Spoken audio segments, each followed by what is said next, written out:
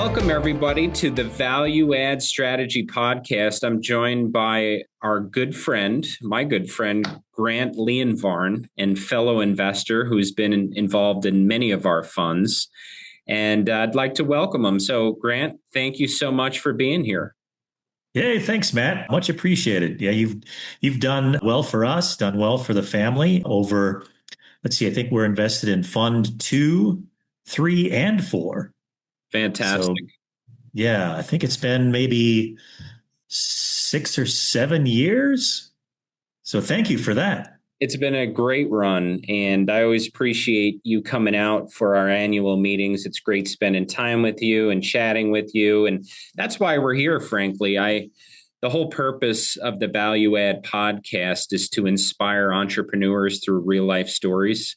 And I thought you'd be a perfect candidate with your background, with where you've been in terms of medical sales, and I think you've got some military background, but I find it really interesting how you went from that place in a sales background with a military background and kind of transitioned into becoming an entrepreneur. Perhaps you could share with us that evolution and why you took that leap. Yeah, so my military experience was 28 years in the Marine Corps, about 4 years active duty, and then there are 20 plus in the reserves.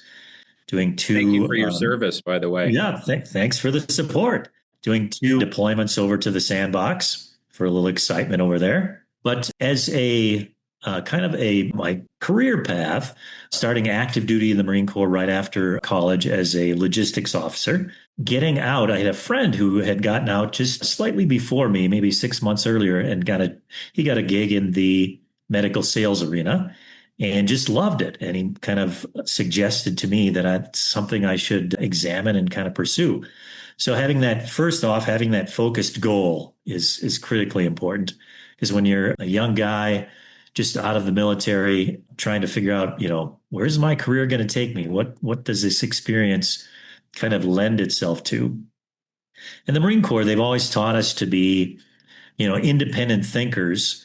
And people think of the military as being very kind of dictatorial and very regimented, but on the contrary, it's on the opposite side of that.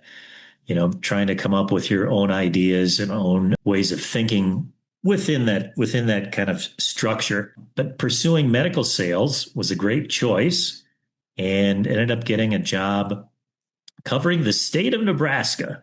It was an expansion territory for us. And the group that hired me was an expansion territory for them. It was a very small business. I think we had 4 salespeople and maybe 3 or 4 inside office staff. And they essentially assigned me the territory of Nebraska. Okay.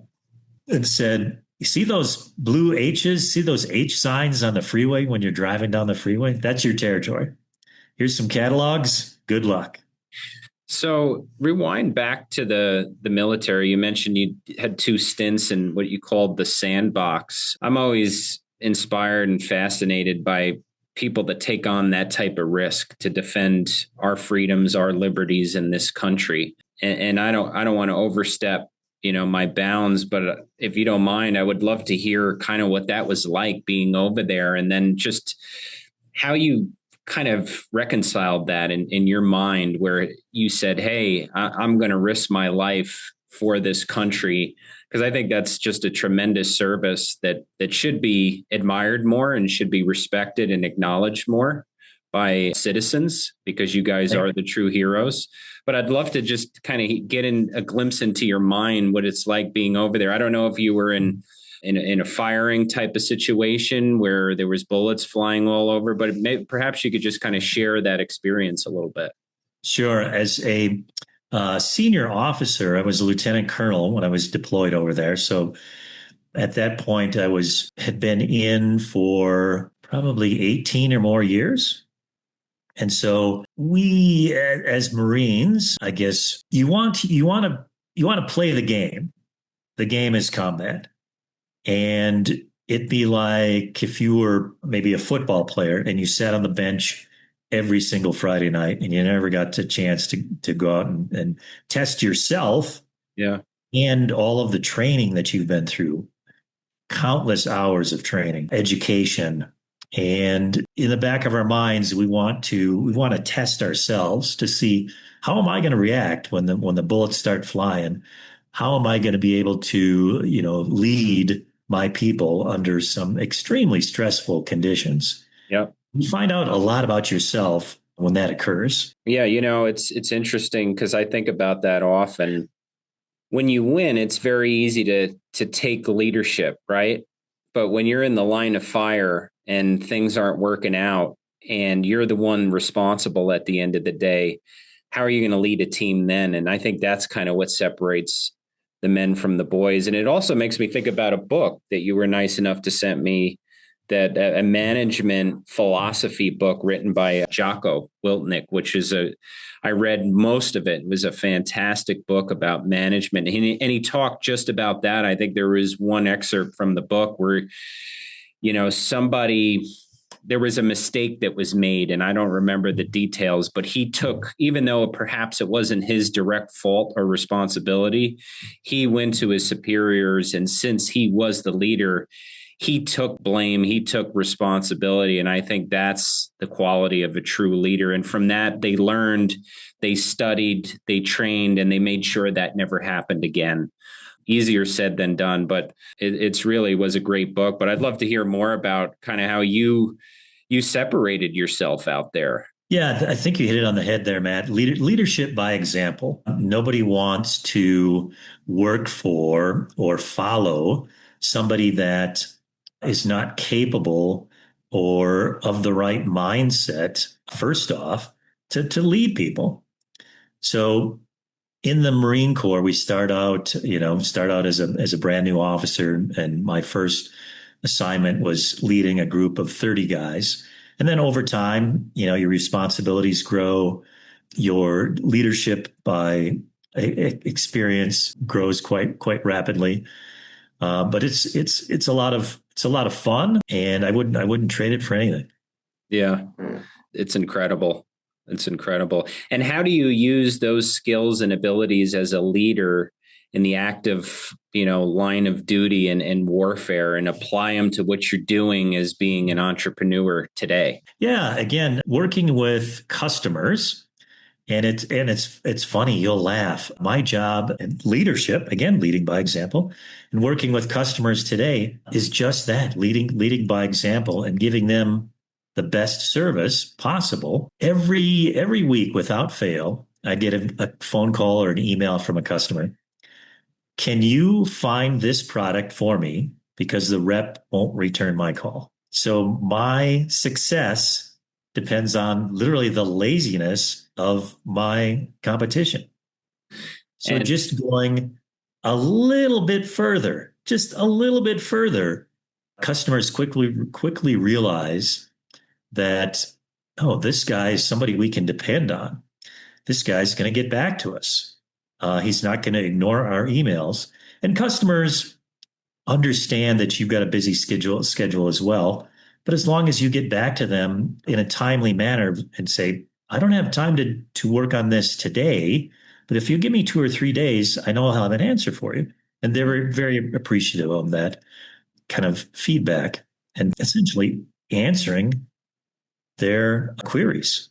And I could align with that frame of thought as well, because I think it applies and translates quite well into what we do in terms of sourcing opportunities. I've always, and I come from a sales background myself, similar to you. But before I became an entrepreneur, I was a realtor. And today, what separates Crystal View from our peers and competitors isn't always that we're the smartest, but it is always that we're the most persistent. Yes. It's not that we have more capital than anybody else, but we show up day in and day out. And back to what you said about your customers and doing whatever it takes, being relentless, finding them a solution. We're finding a solution for sellers that are in the marketplace that are self-storage or mobile home park owners. And we're in front of them day in and day out.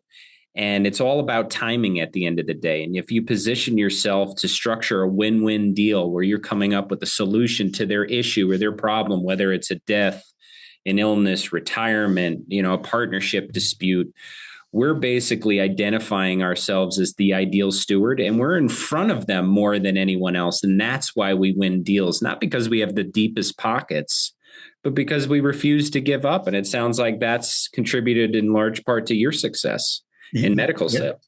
Yep, man, our minds are aligned there. And you hit it on the head too. Pricing, when you've got a relationship with customers and there's that back and forth trust and engagement, pricing does not even enter into the picture. Yeah. It's problem solving. And if you can solve problems for them, they're happy to pay whatever the reasonable price is. Sure. So that's a strength both of us have. Yeah, I couldn't agree with you more. For us, particularly with these folks, we always say this, there's a lot of Wall Street firms that are basically coming into both of these asset classes. Sure. They see the value, the fundamentals, they see the long-term viability of both of these asset classes, and understandably so, they want exposure. But really, the only thing they bring to the party is a big checkbook at the end of the day. And a lot of these folks are driven more so by an emotional attachment to the property. It was that their grandfather built it, that they grew up as a child riding their bike through the community. And it's not always who could stroke the largest check. It's who's going to be the best steward for this investment, this asset, where if I drive by it, in 5 or 10 years, I'm proud of what I see out there rather than somebody who just came in, who's a financial engineer. We've really positioned ourselves as an ideal steward, and it's allowed us to win deals from the big boys, and perhaps at a more attractive basis, not the highest price at the end of the day. And it sounds like you've used that within your business as well, because it's all relationships at the end of the day. We want to do business with people we know, like, and trust. Sometimes life is too short to take the high bid. Yes. If you have a great relationship with that customer, they in turn will bend over backwards to help you out as well. But if you have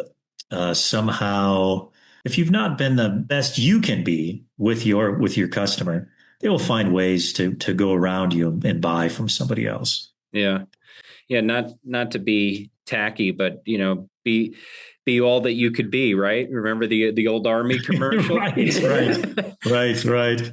Yep. So you've obviously used that quite well, leveraging all your talents, skills, and abilities. You mentioned, hey, I had all these skills and I had all this training. I wanted to put it to use and see what I'm really made of at the end of the day, right? You wanted to go out and into the battlefield, into the playing field, to be an entrepreneur. We don't want to sit on the bench and say, I wonder what if I got out there, what it would be like. We want to be out there and play the game. Yes, exactly. And I would encourage all of your viewers to get out there and try it. My business started out as a side business, working for one of the big companies. I would talk to my customers and they'd say, give me essentially what people call in the industry a recipe list or a count sheet of a bunch of instruments. Well, my large company could provide probably 80% of those instruments. And then I would go out on my own and find that other 20% that we, the big corporation, did not carry. Yeah. And so it became one-stop shopping for my customer. So that side business then turned into my full-time business. And I'm much happier and making a lot more income because of it. Sometimes you just got to go out there and make a move, right? And then you could adapt. If you sit on the sidelines and you try to plan things out and you're an analytical type, not that you shouldn't analyze and not that you shouldn't do your research and due diligence, but if you obsess over it and it's to the point where you're paralyzed and you're not taking action and you're not getting in the game, then you never know what could have been. You never put your talents to the test, right? Right. I would encourage everyone to give it a shot. I think that's what you did early on in your career as a realtor, getting out there, knocking on doors, greeting Picking people. up the phone. Yep. Smiling and dialing. That's what we all do. Absolutely. So today you're part of the Denver Angel Investor Club. Yes. Yes. Tell me a little bit about that. I think, and not to put words in your mouth, I'd love to understand more about what the group does, but I think that you're investing in asset classes beyond commercial real estate. You basically seed capital for different types of business ventures. Tell us a little bit more about that. Yeah. Denver Angels has been around for, I think, about 8 years or so. Started out with a group of guys that just met locally and listened to pitches. Okay. And each person was responsible for doing their own kind of follow up and diligence with that founder, that business owner. Today, it's much more formalized. We've got close to, I think, a little bit over 800 members. And we look and focus on Colorado based businesses, everything from retail to industrial to SaaS. We just took a part of a company that is working on supersonic flight. It's called Boom Supersonic. Wow. Really some exciting stuff to see these companies that are typically today, maybe about anywhere from 3 to kind of 7 years along on their kind of growth journey. And we like to start working with them, investing with them when they've got real products, when they've got real customers, and they've kind of perfected their process, but they need capital to really jump into that kind of growth phase of their business, kind of that hockey stick type of growth where they've figured things out. They've been around a few years. They've got a decent revenue stream, decent customer base, but they really want to expand. And that's where we kind of fit in and take an equity position in their business. But you're right. It's a piece of a larger diversified portfolio, Crystal View being a large part of that. And just today exploring different asset classes. So how do you make that determination, including Crystal View? By the way, when you're evaluating a potential sponsor, a potential business, a potential real estate fund, what attributes are there that you're looking for in the general partnership or in the fundamentals in the business that you're thinking about investing in that you guys look for that either makes you personally or you and your group collectively say, this is something I want to invest my money in. I believe in this person knows what they're doing versus I don't have much faith in this particular sponsor or I don't want to be a part of that business. Yeah, it's interesting. The great thing about Denver Angels is that we can meet the CEOs, the founders personally, and just get a sense of who they are as people. Okay. Like I did the same thing before I invested with you guys. I was on a business trip out in Vegas for a convention and stopped by your office and got a chance to sit down with you, the CFO, and just meet you and kind of understand who you guys were as people. And having that connection, you get a pretty good sense about people, who they are. And from there, a little bit of investigation, been a great success story for both of us.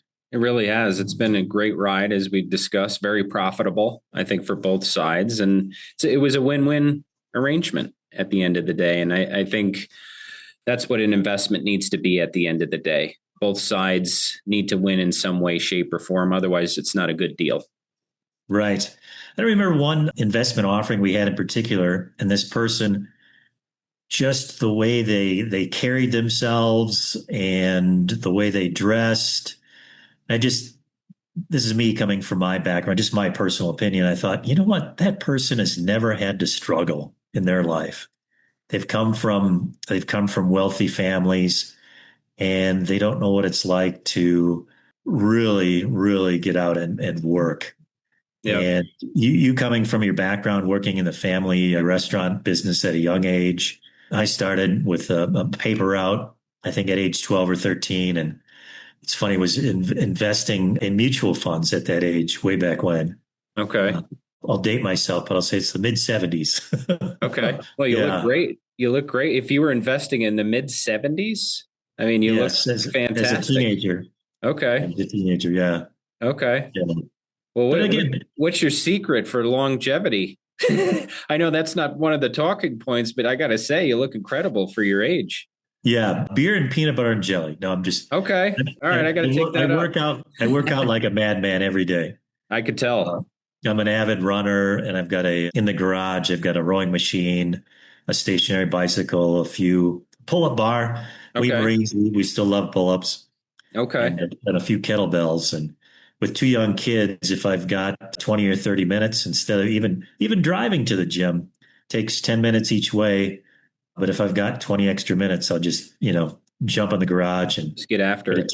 get a 20-minute row in. And if I can do that every single day, it's good. It Good for helps a lot. you. Good for you.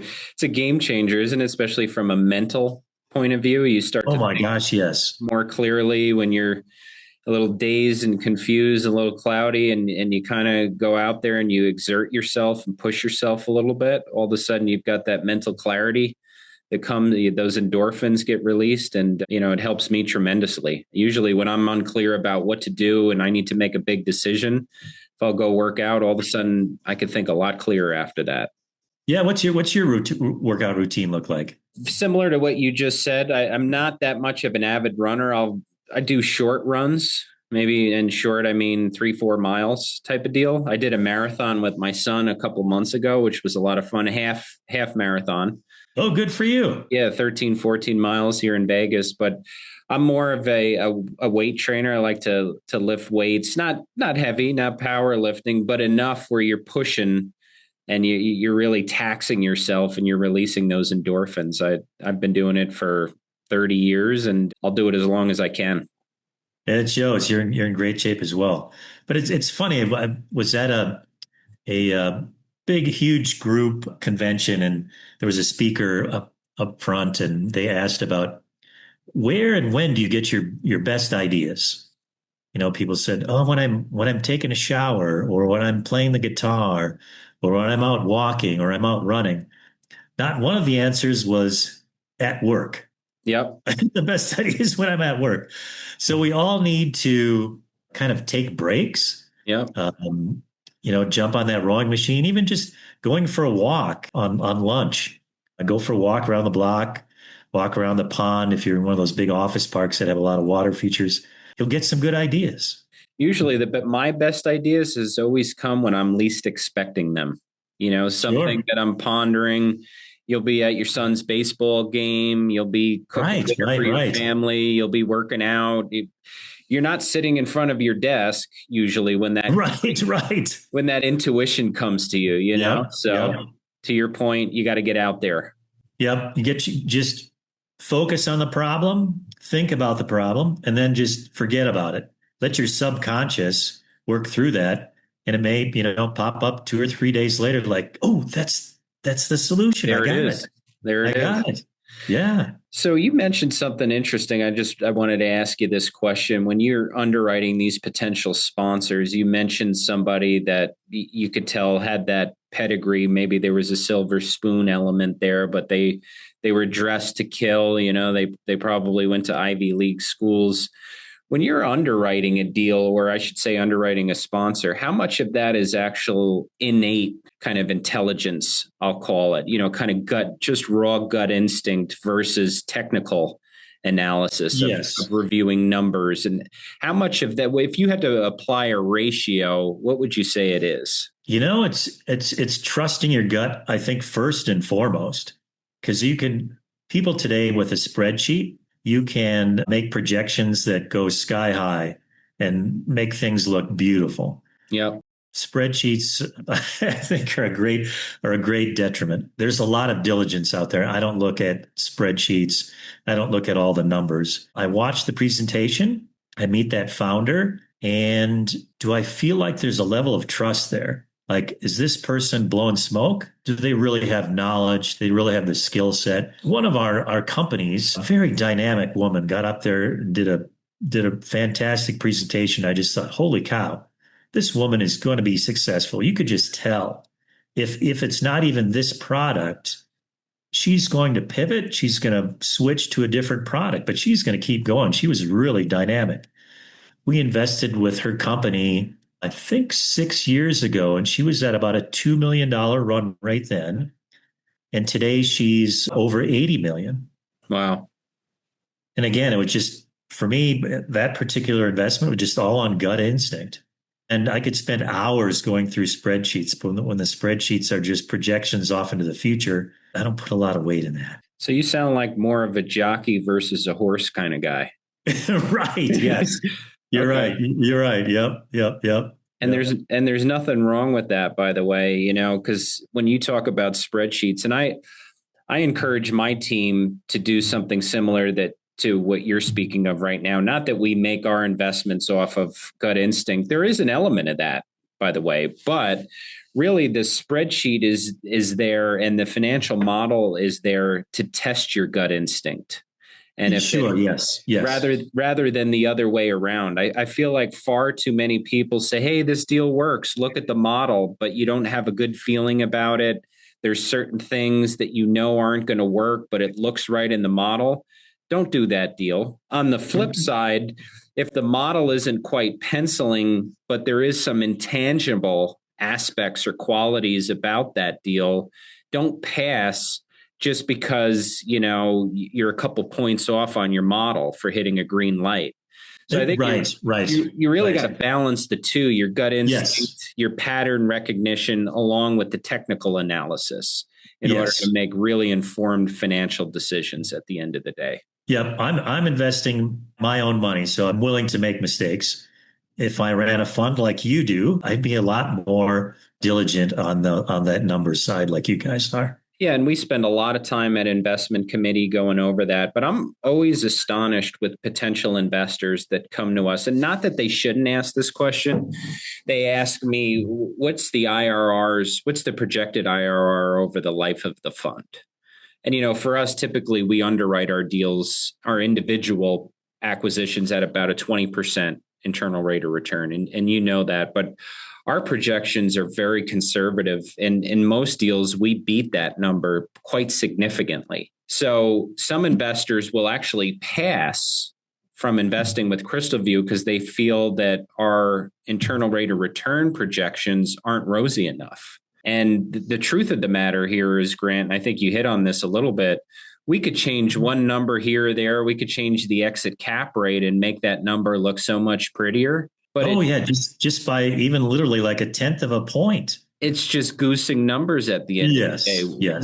We always come from this place where we want to under promise and over deliver. And a lot of folks in this that are our peers and competitors that are more financial engineers, they're the other way around. They're out there to attract investors by offering these very rosy projections.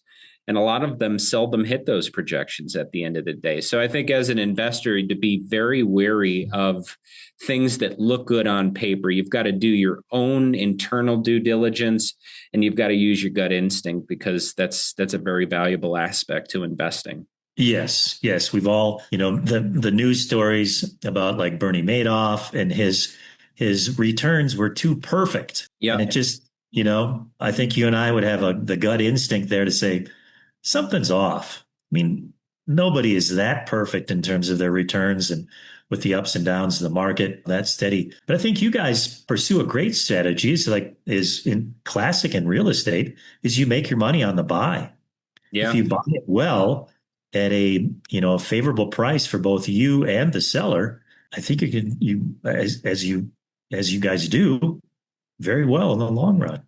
Well, we have a little saying here: you take care of the buy, and the sell is going to take care of itself. Yep. If you're diligent and you're disciplined and you're patient, and you only buy things that kind of pass muster, that check all your boxes in terms of gut instinct along with the financial and technical analysis, and you pass on the rest.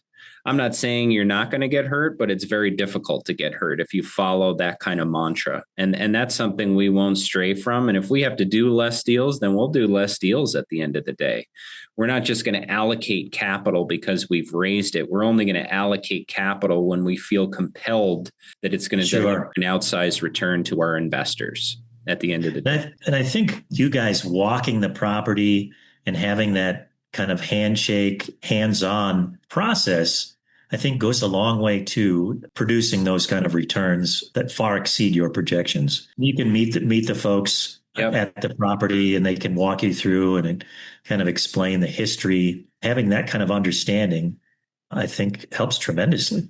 It really does. In my career, I've never bought a property that I haven't laid eyes on and walked myself. And that includes during COVID when it was very difficult to get to certain places. Sure. I just refuse because there's some back to that gut instinct, back to that pattern recognition. It could all scream green lights on a financial model. But when you get out there and you lay eyes on that asset, there could be something there that the model isn't telling you that you would only know by seeing it. So I guarantee you there's not a lot of hedge funds that are going out and visiting, properties in Mankato, Minnesota. No, they're probably not. But guess what?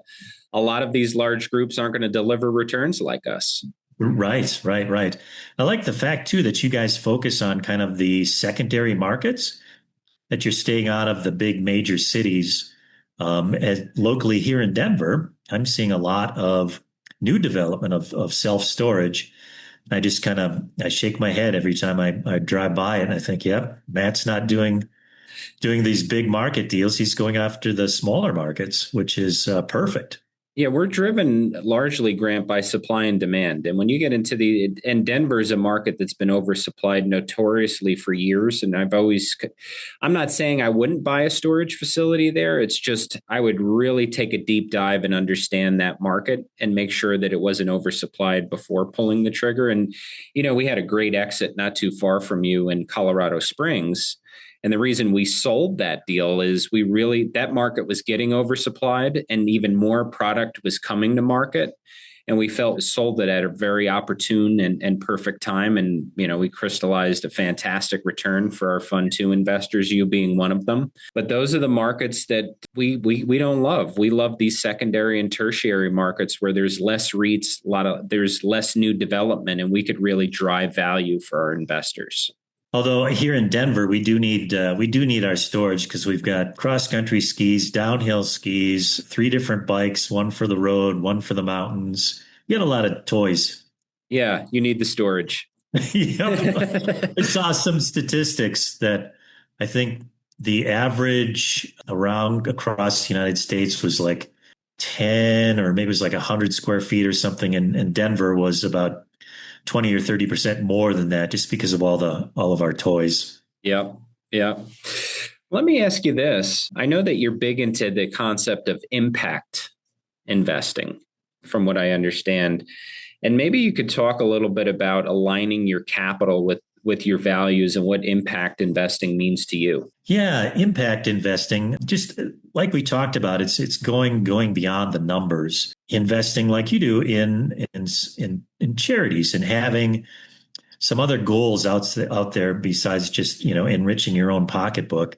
What kind of good can I do in the world? And having that same kind of focus. Is there 1 or 2 charities that really bring passion for you? And I know you've got the charity that you've done quite a bit of fundraising with and for. Yep, God forgives. Yeah, myself, I've got 2 charities that I really, really enjoy. One is the Marine Corps Scholarship Foundation, and they give money to educate children, Marines and sailors that have been killed and wounded in battle and training. Wow. Really passionate about the education piece. And then micro lending is another big thing for me. Oh, interesting. Muhammad Yunus wrote a book called Banker to the Poor. He kind of started the whole micro lending, or I should say, brought it to the forefront. And they lend in small groups, largely in kind of third world countries. India is where he's from. And the group together, these group of women typically will decide which of the maybe 6 or 8 of them has the best business idea. And so they will make a small loan, and maybe it's just literally maybe a couple $100 to start making baskets or buying a sewing machine or something along those lines. And that once that initial loan gets paid off in that group of women, then the next woman can pick out her business. And the group votes on it. And it's really a successful model. It's neat to see how just a few $100 can go a long way to helping some of these people start their own business and become entrepreneurs themselves. Those are my two favorites. Yeah, I think that's one of the great things about business and investing and achieving a level of success, that if you find something deeper and further beyond yourself, because, when we all started out as entrepreneurs, and I could, speaking for myself, you always thought, oh, I want to buy this great car, or I want this house. That whole thing wears off pretty quickly. I'm just speaking for myself, and it sounds like you fall into that camp as well. So I would agree. So if you find something beyond yourself that lights you up, I think especially as you become more and more successful, it's going to motivate and inspire you and make you take action more and more, especially later on in life. So if I could give entrepreneurs one piece of advice, especially starting out, if you're in your 20s, it's no problem. Create a dream board, put a Ferrari up there and a beautiful beach house. Nothing wrong with that.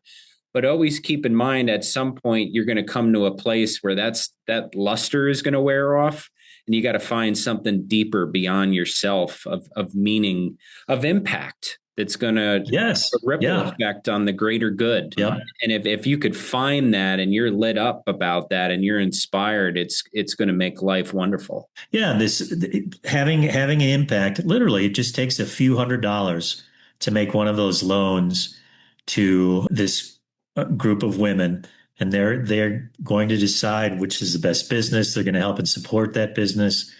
And I really enjoy seeing the successes that they have on a very small scale to us, but it's huge for them. They then can support their family, get their kids educated with just literally a few dollars. Yeah, it's amazing. And it's tremendously fulfilling as well to see that, isn't it? When you know that you've made a difference, you want to do more of it. It's addicting to a certain extent. Yep. Great sense of satisfaction. Absolutely. A lot of fun too. And what makes it great? To do it with like-minded people. Yes. And that's why we're here today, to get that message, to get that word out there, and hopefully to inspire others to do some of the things that you've done. Yep. You, as an entrepreneur, you can do a lot of good in the world with small amounts of money. Absolutely. Well, listen, any parting comments here today? It's been really a privilege and a pleasure to have you on the show today. Oh, thank you, Matt. Thank you. One quick story I think is funny, just illustrates who Crystal View Capital is. So you'd mentioned earlier, attending your annual meetings. And again, you guys show the numbers, and I like to sit down with people. And I sat down with your HR manager and just, hey, how are things going? And she told me a story about a self-storage unit you guys had purchased. And a lot of the payments for those units occur in cash. And sometimes, people are just not very honest, and that cash goes in their pocket. This one particular person felt so guilty that you guys were so welcoming them into the Crystal View Capital family that he had to admit it to the HR man. Like, I'm trying to pay this back, but I got too far ahead, and I'm just like, he couldn't live with the guilt. But I think it's a perfect example of the trust, just the welcoming that you guys do when you bring an asset into your family. Yeah, thank you for bringing up that story. And, we welcome all of our on-site managers into the Crystal View family. We have weekly calls. We have meetings where we share ideas collectively, what works for the team. And we want to be a part of their lives, and we want to inspire them. And we share, by the way, this podcast is going to be shared with those type of folks. So this job is more to them than, hey, I just collect the rent, and the person that hires me could care less about what's going on. So if I steal from them, I don't feel that bad. Well, when we're doing the things that we're doing, to your point, sometimes even a thief has a heart, and yes, he felt too guilty. He couldn't keep it, bottled in anymore. Yeah. So It's a great. Hats off to you guys for creating that environment. It's our pleasure. And thank you for the opportunity and the trust that you've instilled in us by making an investment. We want to make you proud. We want to deliver those returns. And again, it's an honor to call you a friend. And I'm glad that you came on the show today. Matt, thank you for your time. Much appreciated. And the funds will keep going to Crystalview because I trust you guys tremendously. Well, we appreciate it. And we'll take care of you. Thank you, Grant. All right. Thanks, Matt.